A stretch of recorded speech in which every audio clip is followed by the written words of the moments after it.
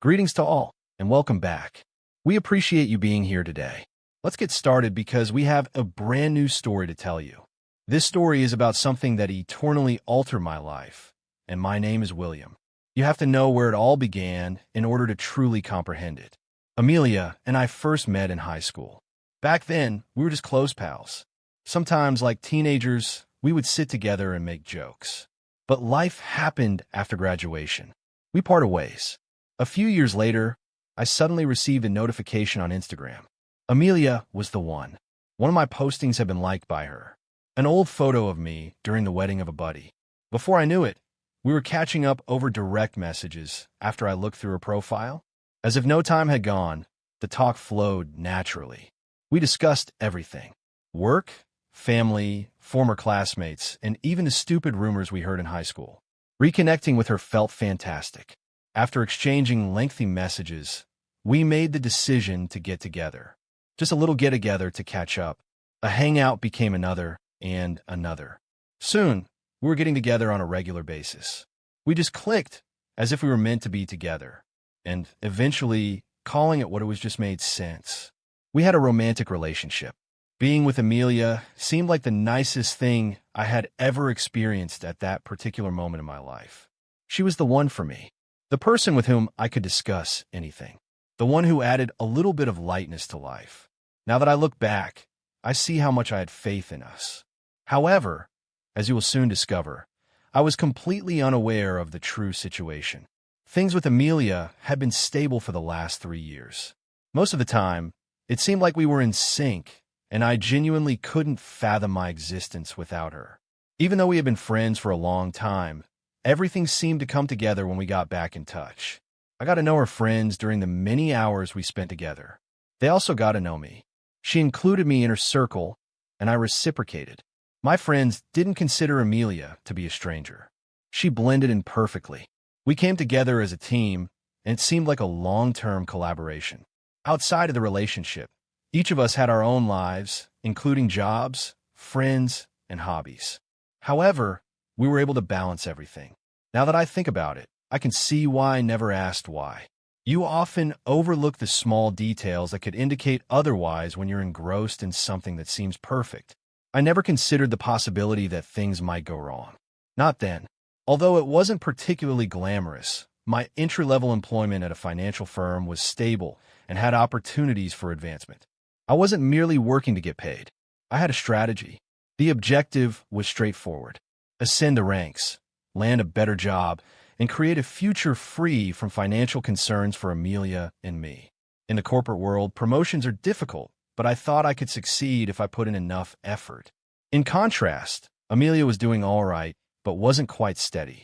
Although she had a career, it did not provide her with long-term stability. She had better and worse months, and it was clear to me that she desired greater financial security. We discussed this a lot. We actually came to an understanding. I would pop the question as soon as I was promoted. It was more than the wedding or the ring. Prior to making that move, we wanted to make sure we were financially stable. When we could create something strong first, neither of us wanted to fight. It was logical. Here's the problem, though. Our strategy did not guarantee that life would proceed as planned. I wasn't expecting the promotion, and I wasn't expecting the next time either. Every time I felt I was getting near, something else would push it more down the line, and delays continued to occur. I had no control over anything. I assumed Amelia understood all of this. I even assured her that I was working on it, even though I knew it was taking longer than we had anticipated. We would go on after she told me she believed in me and smiled. I had no cause to suspect a problem, but I would soon discover that I was completely mistaken. As I went home from work one evening, the rain pelted down in heavy sheets, beating against my windshield. The traffic was slow, the streets were slippery, and my head was already exhausted from a long day. My phone rang as I was about to cross a well-known intersection. Amelia was the one. She requested me to come get her from her friend's house in a casual, almost lovely voice. It wouldn't be a hassle, she informed me, because I would be driving past there anyhow. I didn't give it any second thought. I assured her that I would arrive shortly and proceeded with my journey. In the end, I got there a bit earlier than anticipated. Since the rain had somewhat stopped, I chose to knock on the door rather than honk or call her. I could hear laughter and loud conversations coming from inside as I approached. I paused because of the excitement in the room, even though Amelia and her friends were continually talking. Before interrupting, I wanted to give them a moment. Then, however, the talk became painfully obvious through the thin walls. Amelia was asked a question by one of the girls in a light-hearted but inquisitive manner. When William eventually pops the question, "What will happen to your wealthy man?" After a half-second of silence, Amelia's laughter could be heard in the room. "Oh, I'll ruthlessly ditch William when he pops the question," she replied. The room erupted in laughter as soon as she said it. Outside the door, I stood motionless. I didn't require any additional information. I had no desire to. I turned around, walked back to my car, and drove away without knocking or uttering a word. I locked the door behind me as I entered my apartment. I left the lights off, yet the room was dark. There was nothing I needed to see. I didn't bother changing, even though my clothing were cold and drenched from the rain. My mind unraveled every moment I had spent with Amelia as I simply strolled to the couch and collapsed into it, staring at nothing. She has always expressed her affection for me. Was everything a lie? I kept thinking about the wealthy man. What is the duration of his existence? Had he been there from the beginning, or was he a late addition? Was I only a security guard, someone she had on hand in case things with him didn't work out? I felt sick to my stomach at the realization. Had she ever truly chosen me first? Did she put her phone on airplane mode whenever she was around me for this reason? It was the first time I had ever questioned it. She had always made it seem lovely when she told me that she didn't want any distractions and that she wanted to concentrate on us. I had also trusted her. Now, however, it was clear I had never been the focus. Most likely, it's to keep him hidden. I grabbed my cell phone and turned it off.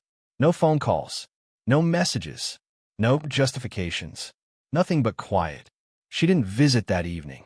Perhaps she stayed at her friend's house because she was upset that I hadn't come to get her. The following morning, I had already made up my mind what I was going to do. I carried on with my routine. As I would have on any other day, I showered, dressed, collected my keys, and left for work. I had no intention of being the man who sulked about someone who had been playing me for an indeterminate amount of time. It was business as usual. Spreadsheets, meetings, and emails were all typically hectic. However, they provided a welcome diversion today. As the hours went by, I became accustomed to checking my phone sometimes. However, the screen was still blank. No phone calls. Amelia didn't text. Not one "hello, how are you?" or even just, "Why didn't you come get me?" I became totally silent on her, but she didn't seem to mind. And to be honest, I didn't mind that. However, my phone suddenly buzzed. Amelia wasn't the one. It was a friend of hers. When Amelia said it that night, she sat there and laughed. Knowing this discussion would not go well, I picked up the phone. She came in heated, her tone full of attitude as soon as I said hi. "Why are you causing Amelia unnecessary pain?"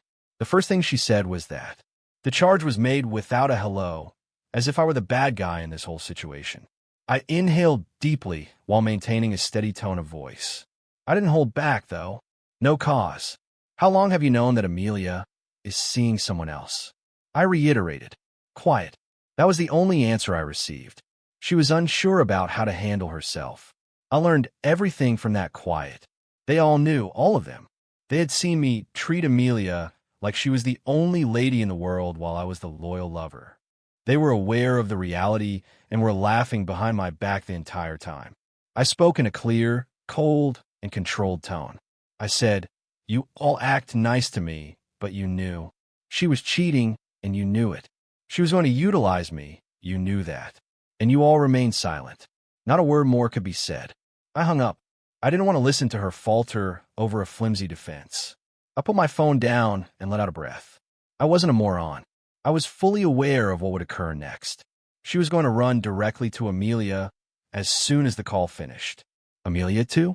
She would worry as soon as she found out that I knew everything.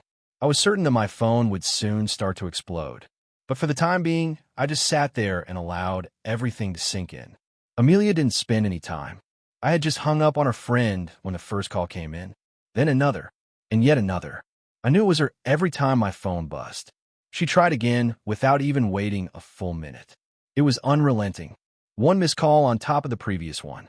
The texts came pouring in when she saw that I was not responding. One by one, they appeared so quickly that I hardly had time to read them before they were replaced by another. Let me tell you, William, it isn't what you believe. I promise. He's simply my ex. I'm not involved with him any longer. She was now trying to find anything to say to get me to pay attention. I didn't have to listen, though. Everything that was important had already been told to me. I didn't get lost. Her words and their meaning were unaffected by any lacking context. As the texts continued to arrive, I simply sat there and stared at my phone. She couldn't use slick words to get out of this, in my opinion. I therefore didn't answer. I didn't return the call. She wasn't even blocked by me.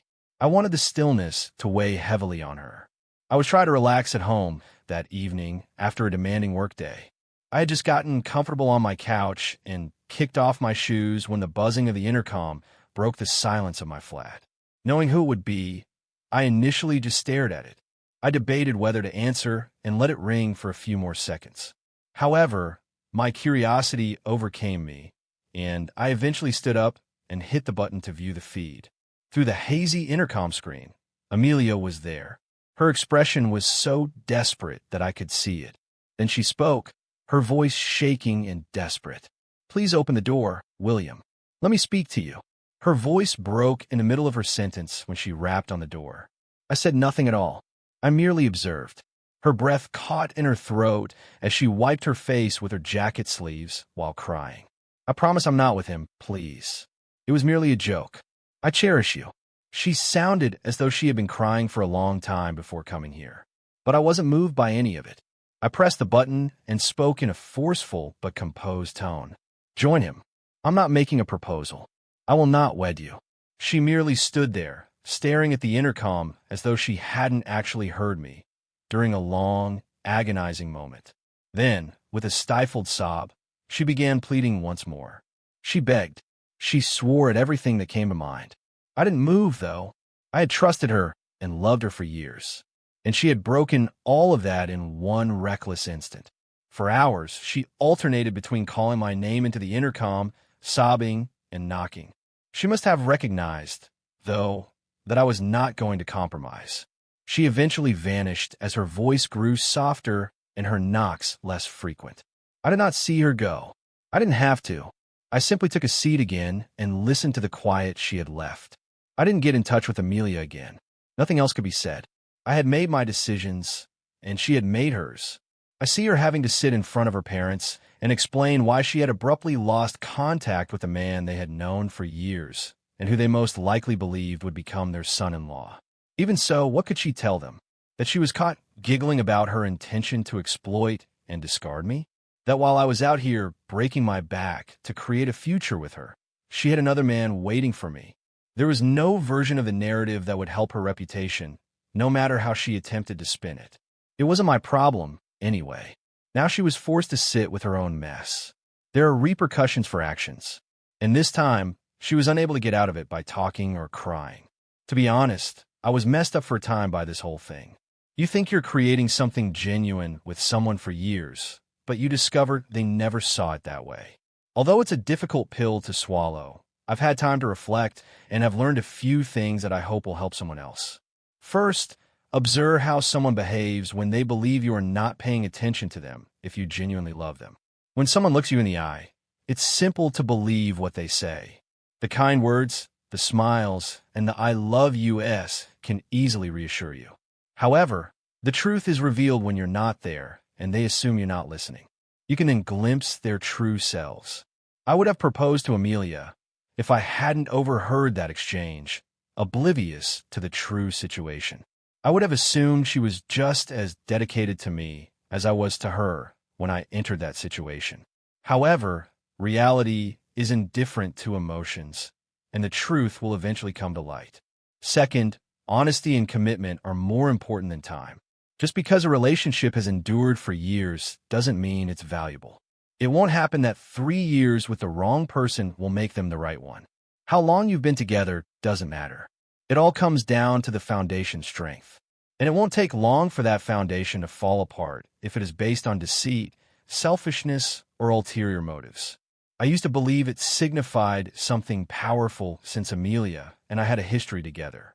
However, time is meaningless in the absence of honesty and loyalty. Finally, someone doesn't deserve your devotion if they don't value your efforts. I put a lot of effort into my work. Despite my lack of wealth, I was making every effort to secure our future together.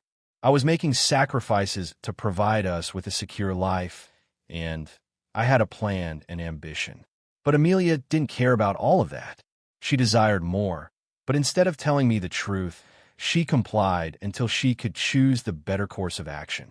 However, waiting for something better to happen is not what love is all about. It's about growing with the person you believe in at your side. They will never really appreciate you if they don't see it now. Pay attention if you're in a relationship and you're viewing this. The way people act when they believe no one is looking is more important than what they say while they're staring you in the eye. Additionally, leave if you ever feel like your love and dedication are being taken advantage of, because sticking will only end up costing you more, I promise. I'd like to know what you think now. Do you believe I handled it correctly? How would you have responded if you were in my shoes? Leave a comment below with your opinions and share this with someone you think should hear it. That's my narrative then. I'd like to hear from you now. Was I too severe, in your opinion? Did I need to wait for Amelia to explain? Or did I make the correct decision by leaving? Believe me, I've given this a lot of thought, but in the end, I couldn't picture a future with someone who chuckled about taking advantage of me. Tell me in the comments below. Additionally, share this with anyone you know who is disregarding the warning signs in their own relationship. We may become so engrossed in love that we fail to see when we are being taken advantage of. Making excuses for someone who doesn't genuinely value us is simple, but the truth always comes out. Avoid becoming someone's fallback option. You're worthy of better.